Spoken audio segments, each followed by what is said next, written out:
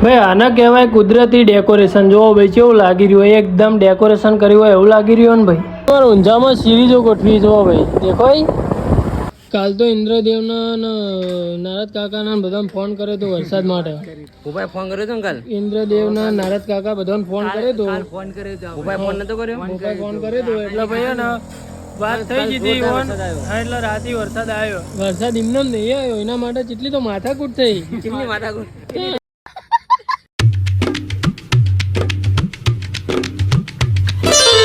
હે વાલો મે family, good morning. કેમ છો? આઈ હોપ તમે બધાએ મજા મોજ હશો. તો આપણો ડેલી લાઈફસ્ટાઈલ વ્લોગનો આજે આપણો દિવસ છે 222મો. 222 દિવસથી આપણે કન્ટિન્યુ ડેલી વ્લોગ બનાવીએ છીએ. અને ભાઈ હવે કોક કહેવાય કે ભાઈ મોસમ સુહાના હે ભાઈ. જો કાલે તો ભાઈ રાત્રે કોઈ વરસાદ આવ્યો, વીજળી પડી. હા રાત્રે 9:30 વાગે આપણે ઘરે આવ્યા ભાઈ. અને ભાઈ આ ગાડીમાં તો કશું દેખાય જ નહીં, વાઇપર તૂટી ગયેલું આગળથી ભાઈ. એ તો તમને પેલા કાલના બ્લોગમાં તમે જોઈ જશે. આગળનું વાઇપર તૂટી ગયેલું ભાઈ. આજને ચેક કરાવડાવવું પડશે ભાઈ. પાછા સવારે વહેલા ઉઠીને આપણે નોકરી માટે નીકળી ગયા છીએ. ઘરમાં હતા ચમ આમ ખરો સાઈડમાં જુઓ ભાઈ. વાતાવરણ યાર આવું વાતાવરણમાં વરસાદ આવે તો કોઈક મજા આવે ભાઈ. ચોમાસું હોય તો પછી ચોમાસાની સિઝન પૂરતું આમ સિઝનમાં સિઝન હોવી જોઈએ ભાઈ. ચમ કે ઉનાળામાં ગરમી કેવી હોય, શિયાળામાં ઠંડી કેવી હોય, અને ચોમાસું આવ્યું અને વરસાદ ના હોય એટલે યાર મજા ના આવે. એટલે વરસાદ તો જુઓ અત્યારે. જો આપણે આવી ગયા છીએ ચોકડી. રિક્ષા વાલે ભૈયા કિધર જા રહે હો યાર. તો ચાલો ભાઈ આપણે સીધા હવે નોકરી જઈને તમને મળીએ અને જોઈએ છીએ આજનો દિવસ કેવો જાય છે. તો ચાલો મળીએ આગળ. બજારમાં માલ હાલવા માટે આપણે આવ્યા છીએ. અને ભોપો જાણે બે ને તાણે બંધ થઈ જાય. અલે ભોપા તું કરી મને એમ કે હવન કરાવવા પડશે ઓના માટે વેચેલ હેલિકોપ્ટર માટે ભાઈ. ભોપો જેવો બે ને એવું બંધ થઈ જાય. એટલે ભોપો કીક ના મારે ધારતોથી ચાલુ નહીં થતું.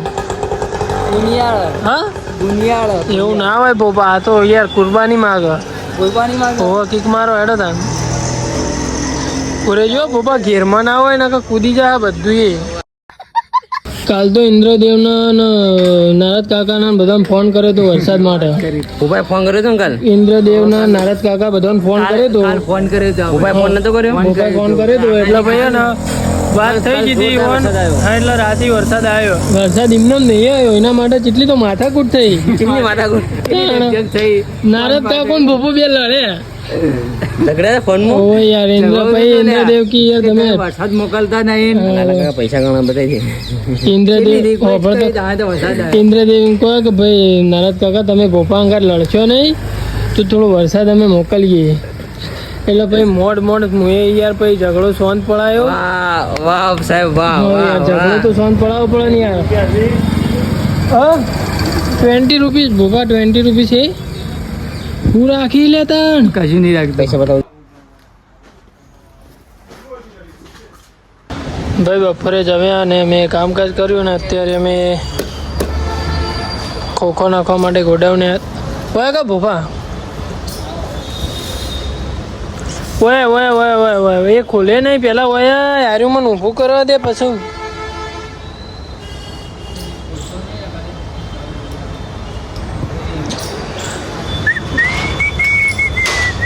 હું ભય પડે લે. આ ભોપો ભાઈ બધું ભૂલી જાય ને મને ભૂલવાળ. આ જો જે આ ચેવું કરી જોવા. હાલે ભોપા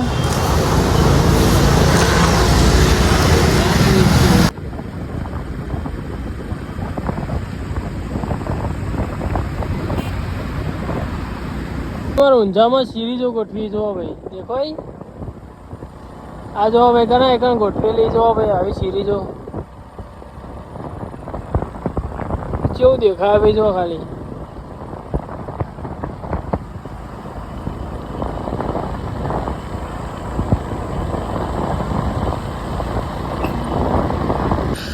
ભાઈ આપણે નોકરીથી ઘરે આવી ગયા છીએ.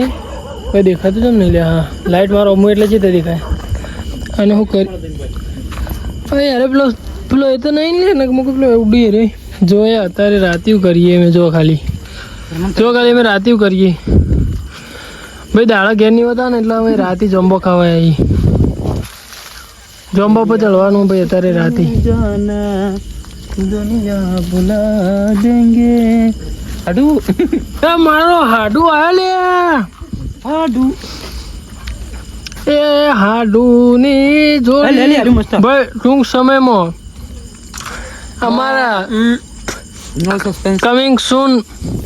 કમિંગ સૂન હાડુ એ મારો હાડુ આવ્યો લે તેરી આશિકી મેં જાના જો ભાઈ ખાસ ભાઈ જેવા ભાઈબંધી ના બોલાબો ના ભાઈ છીએ પણ ભાઈબંધ જેવા છીએ અને હવે તો બા હાડુ બનવાના એ ટૂંક સમયમાં એ મારો હાડુ આવ્યો લે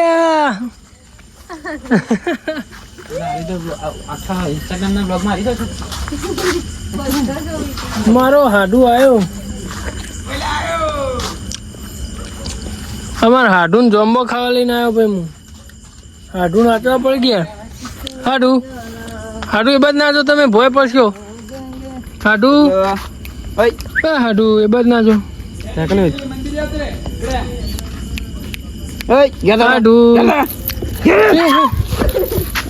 પડે ધાબા પરથી ભોય ખબર પડે કે નહીં પણ લઈ જજે લે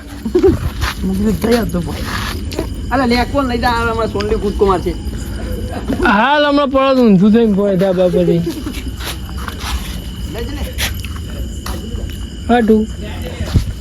હાડુ જ જ્યાં ભાઈ નેચા કૂતરો લે તો જલ્યા જાંબુ માં પેલા ધાબા પરથી બધો જ અંબો ખાઈ લીધો હોય કેવું હાડુ તમે હાડુ હા મારો હાડુ ચરમોય લે હાડુ ચરમોય લે